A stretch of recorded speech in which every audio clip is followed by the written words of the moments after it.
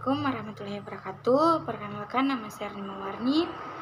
Saya mahasiswi dari program Studi Manajemen Fakultas Ekonomi Universitas Muhammadiyah.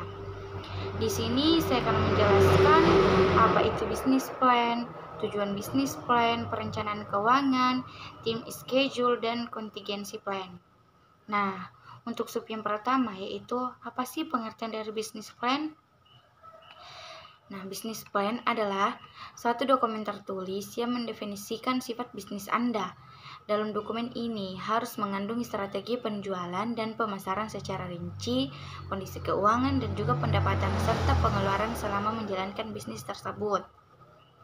Sebagai seseorang yang akan memulai sebuah usaha, tentunya sangat membutuhkan yang namanya perencanaan bisnis. Perencanaan bisnis ini harus disiapkan secara maksimal, mulai dari tujuan bisnis. Bisnis plan atau perencanaan bisnis adalah suatu pernyataan tertulis mengenai perencanaan bisnis sebagai pedoman awal dalam memulai usaha sehingga usaha tersebut berjalan sesuai dengan harapan. Bisnis plan juga dikatakan sebagai rencana bisnis untuk memprediksi peluang masa yang akan datang dan alat untuk mencari modal investor. Bisnis plan dikatakan baik jika berisi unsur-unsur perencanaan tentang latar belakang, visi misi, permodalan, strategi pemasaran, analisis persaingan, analisis SWOT, dan lainnya yang akan kita bahas sekarang. Nah, unsur-unsur bisnis plan. Seperti yang dikatakan sebelumnya, bisnis plan ini berisi unsur-unsur perencanaan yang harus dirangkum dalam satu ringkasan. Unsur-unsur perencanaan usaha mempunyai gambaran aktivitas bisnis yang dijalankan, mulai dari persiapan yang dimiliki, beberapa potensi keuntungan yang dapat diraih, sampai tujuan yang ditargetkan. Setiap unsur-unsur tersebut memiliki manfaat tersendiri, tapi perlu diketahui tidak semua bisnis plan mewajibkan 10 unsur-unsur bisnis plan ini harus direncanakan. Bahkan ada sebagian bisnis plan yang tidak menjelaskan ke 10 unsur-unsur tersebut, tergantung besar dan kecilnya usaha tersebut. Nah, tujuan dan manfaat bisnis plan. Apa sih tujuan bisnis plan itu? Nah, tujuan bisnis plan ialah sebagai pedoman perencanaan pelaksanaan mulai suatu bisnis. Tujuan bisnis plan untuk mensukseskan bisnis yang dijalankan supaya berjalan dengan keinginan bersama.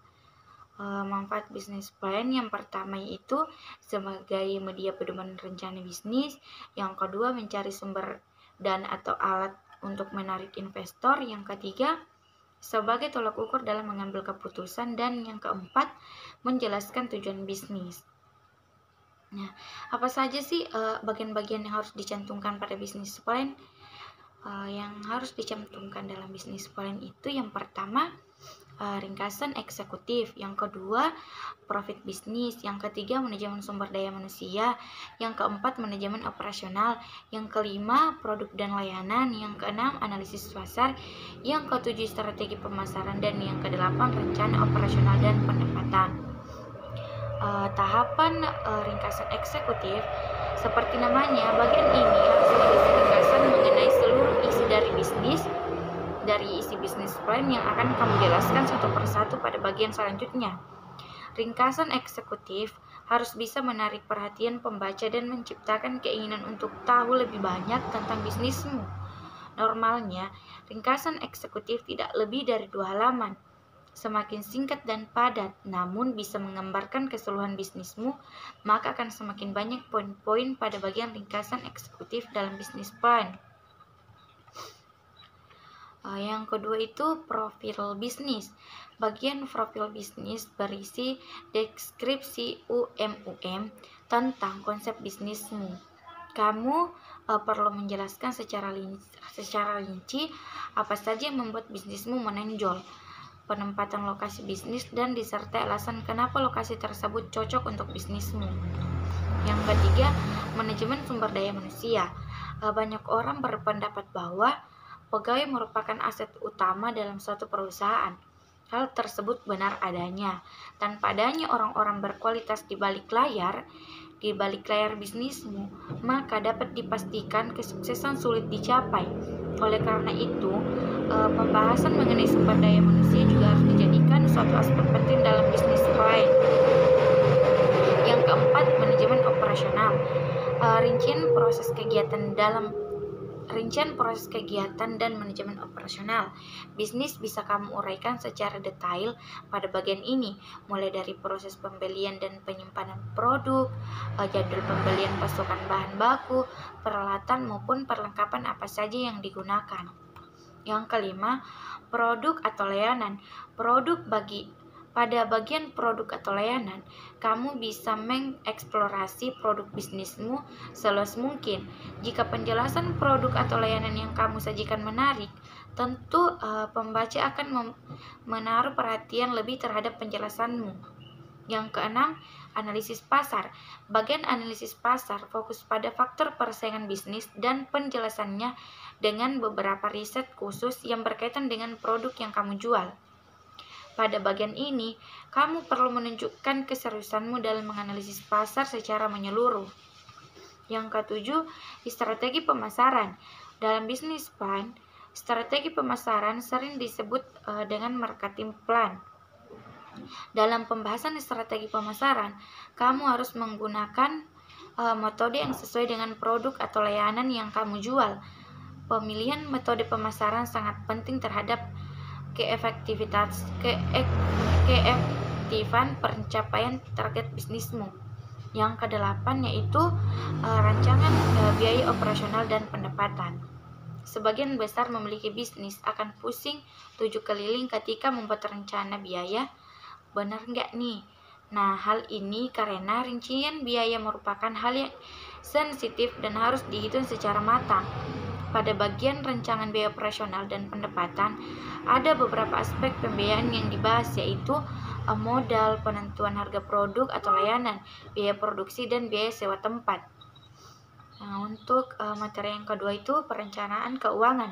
Perencanaan keuangan atau financial planning adalah sebuah proses di mana seseorang individu berusaha untuk memenuhi tujuan-tujuan finansial tersebut.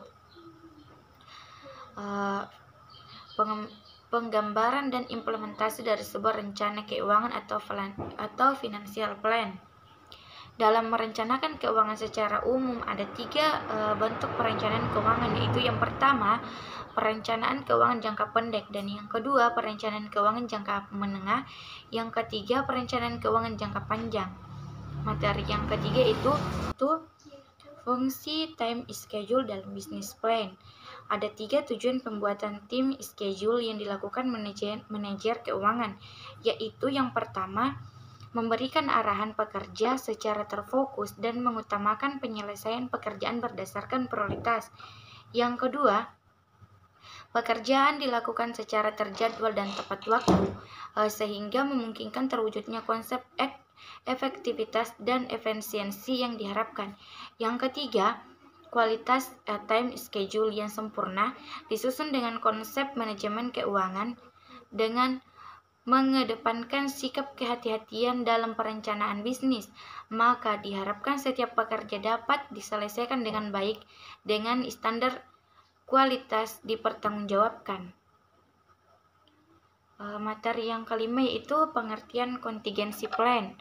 Contingency plan adalah istilah bahasa Inggris yang berarti rencana cadangan.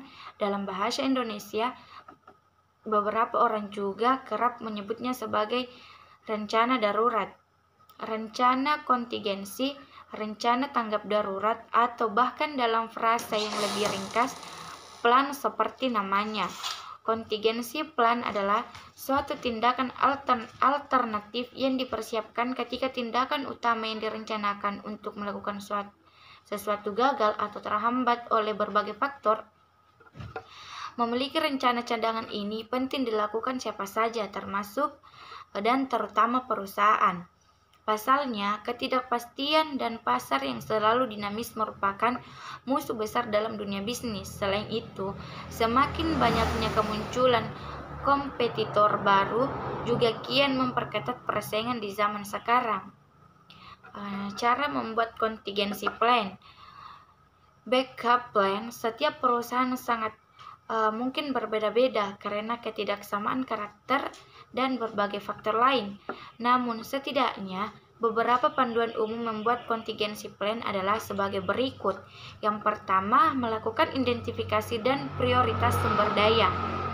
Langkah paling awal membuat contingency plan adalah mendata seluruh sumber daya yang Anda miliki guna menjalankan bisnis, mulai dari SDM atau tim, fasilitas, dan sebagainya. Buatlah prioritas dan masing-masing unsur sumber daya tersebut, mulai dari yang paling krusial keberadaannya untuk mempertahankan keberlangsungan bisnis. Yang kedua, menentukan berbagai risiko peristiwa kritis. Temukan berbagai risiko peristiwa kritis yang paling mungkin terjadi pada bisnis dan operasional Anda. Peristiwa kritis ini pun dapat terjadi di lingkungan internal maupun eksternal. Seperti contoh peristiwa kritis di lingkungan internal adalah tidak lancarnya arus kas, tidak tercapainya laba atau revenue sesuai target, adanya kebijakan tertentu dari perusahaan, dan sebagainya. Adapun untuk peristiwa kritis di lingkungan eksternal antara lain bencana alam, krisis moneter, dan lain-lain. Menyisir risiko utama dan membuat skenario. Setelah menemukan berbagai kemungkinan peristiwa kritis, berikut dampaknya pada bisnis Anda. Langkah selanjutnya dalam membuat contingency plan adalah menentukan risiko utama dari setiap peristiwa kritis tersebut. Seperti contoh, peristiwa kritis yang menjadi perhatian Anda adalah tidak tercapainya target pada periode waktu ditentukan. Temukan berbagai hal yang berpotensi menyebabkan kejadian tersebut. Jumlah anggota tim yang kurang, minimnya tingkat produktivitas SDM, banyaknya konsumen yang beralih ke kompetitor karena persaingan harga, dan lain-lain. Baiklah, itulah tadi penjelasan dari saya. Semoga dapat dipahami. Assalamualaikum warahmatullahi wabarakatuh.